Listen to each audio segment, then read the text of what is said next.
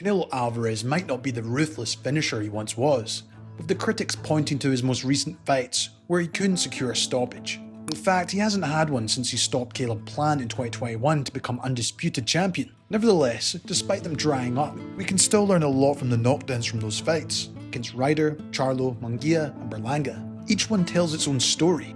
Each one shows us a different layer of what makes Canelo so dangerous at any moment. Against Ryder, it was patience and mixed attacks. Against Charlo, it was the pressure. Against Munguia, it was skill and experience. And Berlanga, it was subtle deception. These knockdowns may have not ended the fights, but they reveal exactly why Canelo is still a threat. So in today's analysis, I'm going to break down each of these knockdowns and the unique elements behind them. So on that note, let's get right into it.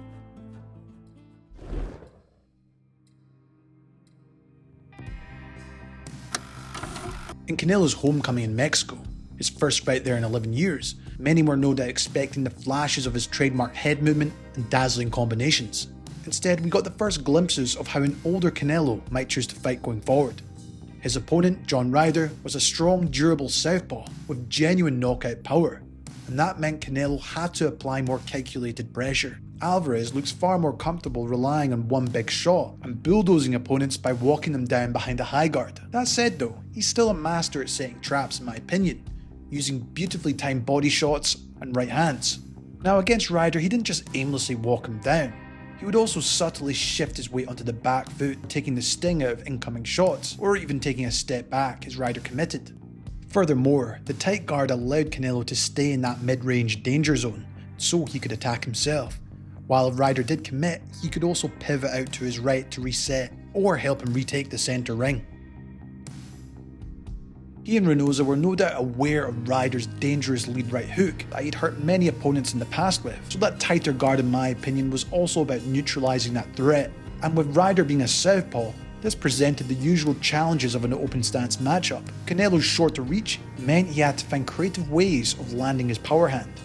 As often happens in these scenarios, the backhand becomes the key because of those constant lead hand clashes. Furthermore, he would try to get the outside foot position so he could get the better angle on his own rear shot power shots. In the build up to the knockdown, Canelo did a brilliant job mixing up his punch selection to keep Ryder guessing, all while staying compact behind that high guard and trying not to telegraph his punches, making it difficult to read what was coming from this guard itself. The variety included a jab cross to the body,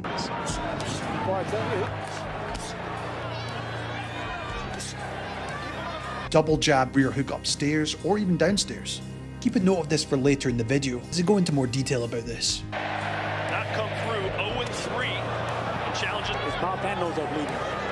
Something to watch. The lead left hook to the body. Blocks by Canelo. A homecoming. Now that was a stiff right hand that Canelo knows. He ends up dominating, but over the last Tunnel vision. And the straight lead right. Is the right hand of Canelo. Every time he lands a hard body shot, Blood out of your nose. That'll swell your face up. Of course, these all seem like straightforward shots, but it was the subtlety in how he used those setups, along with the timing of when to use them. By coming forward behind the high guard and occasionally jabbing or probing in the space, he would tempt Ryder to extend his own southpaw lead hand, and that gave Canelo opportunities to sneak in the looping left of the body. Comfortable with what's happening. Ryder's response to this was to lower the lead hand into a more L-guard stance to protect the body at the front and even at the right side. This would then open up the lane for the middle of Canelo's right hand. What stood out most for me though was how Canelo consistently paired the jab or double jab with a looping rear hook. Ryder had to respect it and keep his left hand at home, but that only gave Canelo more chances to surprise him with the straight shots down the pipe. Once again, keeping Ryder guessing where the next shot was going to come. But for me, it was him consistently targeting the body with the right hand after the jab or double jab. And by the fifth round, it was clear Ryder was possibly prioritizing defending the hooks and body. Of course, this constant variation left a gap down the middle for Canelo to exploit, firing the straight right behind the jab to get the first knockdown of the fight.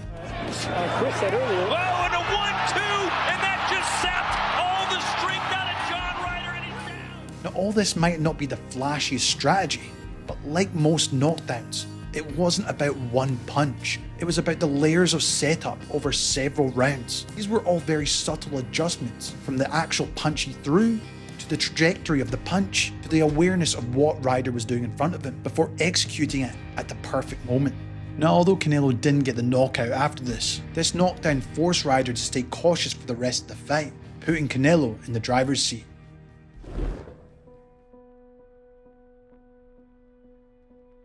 Definitely cutting off the ring, but jabbing his way inside. Most of the times he would just hook his way. Let's rewind. And for his fight versus Charlo, who was moving up from 154 pounds, the opinion of most was he was going to try use his feet in range to try keep the distance from Canelo and try counter him as he came in. And naturally, after the Ryder fight, there was criticism about Canelo's slower single shot approach. In this fight, in my opinion, he looked more active with his feet, applying pressure to cut off the ring and break through Charlo's range. As we saw in the Ryder fight, the double jab followed by the right hand was a key weapon. And once again, it became the way forward here. And the beauty of the double jab is that it does so many things at once. It closes the distance, while it momentarily blinds the opponent as it occupies their guard, and maybe most importantly, sets up the power shots behind it, to the head, body, or even the arms. And one fighter that did this technique often was of course Gennady Golovkin. His looping right hand behind his double jab was so unpredictable because he'd constantly switch the route of attack, head or body. And even Canelo himself got caught by this in their first fight. Interestingly, Floyd Mayweather also used a similar tactic against him. Now, it's quite possible Canelo studied this and adapted it into his own game after facing it himself. I think a key factor of him using this is due to his much shorter reach than many of his opponents, especially at 168 pounds. And this has become a great way for him to close the range effectively while setting up traps. Just like with Ryder, he mixed his attacks continuously, constantly changing the angle and target so Charlo couldn't predict what was coming. As the great saying goes, a good artist copies, but great artists create something that is uniquely their own. Another thing he's possibly picked up, perhaps from Golovkin or even the great Rocky Marciano, is targeting the left arm. By pounding away at the guard and shoulder, you gradually fatigue the arm and force your opponents to drop their guard or condition them to react to the feints of it. Marciano did this brilliantly in 1950 against Roland Lastarza before setting up his famous Suzy Q right hand, aka the overhand right, and Canelo has used that similar approach since moving up to 168. Even against Dimitri Bivol, he targeted this. While Abel Sanchez, Golovkin's old trainer, admitted Triple G would drill this in camp, with Canelo having spent time in the Summit Gym as well, this is quite a possibility he may have taken these techniques, or Reynoso spotted them at the time. I don't want to say he took it from me, but Canelo was in our gym when he was 19, 20 years old, and that's what I've always had my fighters do. They always hit the arms. But of course, this all goes back to his knockdown over Charlo. Once again, Canelo consistently switched the targets while applying pressure.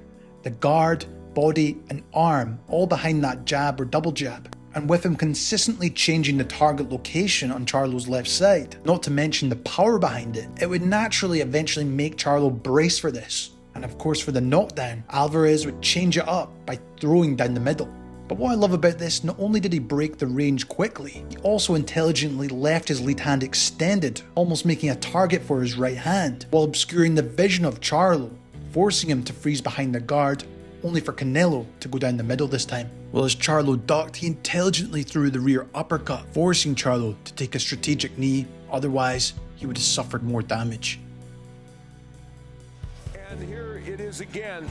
You're going to see it's a straight right hand. And I think Charlo was expecting, Abner, a wider right hand. He was. Canelo double jabbed his way in, and it seemed like it was going to come wide, but it came straight as a right hand, and he wasn't able to catch it.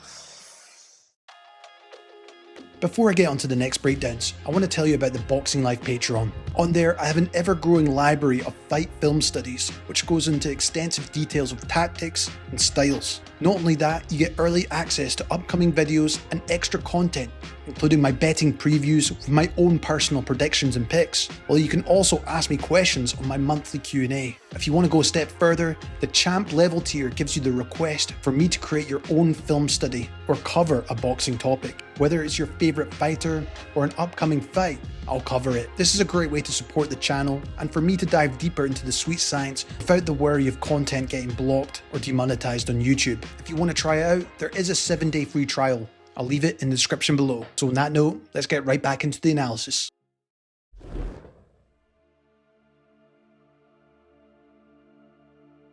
In Canelo's all-Mexican clash against the undefeated Jaime Munguia at the time, we would see him against a completely different style to that of both Ryder and Charlo. Munguia is more naturally suited as an aggressive pressure fighter, which meant he would be willing to stand and trade with Alvarez. Not to mention, Munguia does have underrated power, and even got the TKO victory over Ryder, unlike Canelo. So with all that being the case, Canelo was always going to possibly be more cautious and defensively aware for this one, especially when inside the pocket. Munguia came out the far more aggressive of the two, as he tried to establish his jab at mid-range, while looking to throw the occasional overhand right. If he did commit in the pocket, he would tend to lean in with his head before committing with his hooks and combinations. Watching this fight, it was more about technical skill and instinct, also adjustments and being able to counter Munguia. And after a strong end of the round by Munguia, a response from Canelo was required. Even in the corner, Reynoso was asking Canelo to be the teacher out there. So with that being the case, Canelo used his experience in the pocket, playing possum to adjust to Munguia's aggression. Now for the lead up of this knockdown, I will slow down the footage while talking through the openings Canelo was able to see in real time. So towards the end of the fourth round, Munguia initially throws out the double jab, using it actually as a way to lean in. Canelo would though throw to the right arm for blocking a follow-up jab. From here, he noticed a gap in the guard of Munguia, throwing out a jab himself and splitting through it. However, Munguia's immediate response to the jab was to lean forward and get on the inside. However, this gave Alvarez the chance to throw the uppercut up the middle, but being defensively responsible after throwing. Now Canelo did try to reposition himself, but missed with his own jab, with Munguia once again leaning in with his head or firing off an overhand. And to Munguia's credit, he did well to land. But as Canelo does, he takes the sting off the punch by turning his head before the connection, something he's done for years. Sure, this is a punch you don't want to take at all or even practice taking, but it still helps minimize the impact of the punch. But after taking this punch, Canelo would immediately get back in a defensive position to see what was coming, ready to parry and block the follow-up punches. Oh, right from Munguia. And he's trying to batter Canelo. Canelo. Oh.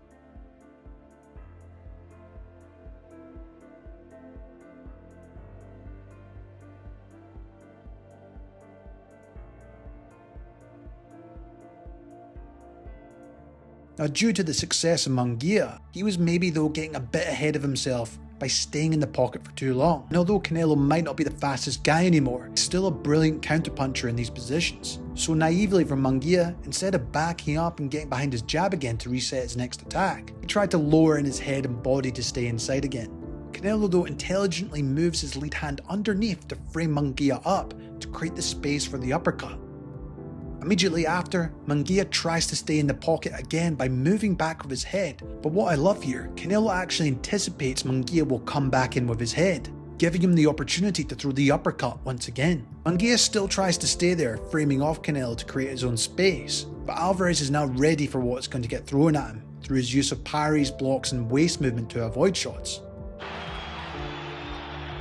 And after Munguia misses with that wide left hook and goes into the high guard and not backing up, it presents him an opportunity to attack now. Oh! Munguia is down for the first time in his career! Now if we watch it back again, Munguia actually puts his backhand down momentarily, which takes away his chance to defend or brace for an incoming punch. And this is where Canelo picks up quickly to throw a hard throwaway left hook, which not only knocks away the backhand out of the way, but guides his head in the direct route of the uppercut. While another subtle thing about this uppercut is the way Canelo would throw in a vertical angle to help break through the smaller gap, while Canelo did try to go to the body after, but the damage had already been done. Now what I love about this knockdown, as much as it's about ring awareness and IQ in the moment, it's partly instinctual as well. For years we've seen clips of Canelo drilling defensive actions, to the point when he's in the ring it becomes natural to him. He also has an active high guard. He's not just standing stationary there with it all the time. He'll look to parry shots, block, catch, and use the elusive waist movement before he even thinks about attacking himself. And that's the great thing about this knockdown. Even though Munguia was having success, Canelo punished him for continually trying to stay in the pocket for too long.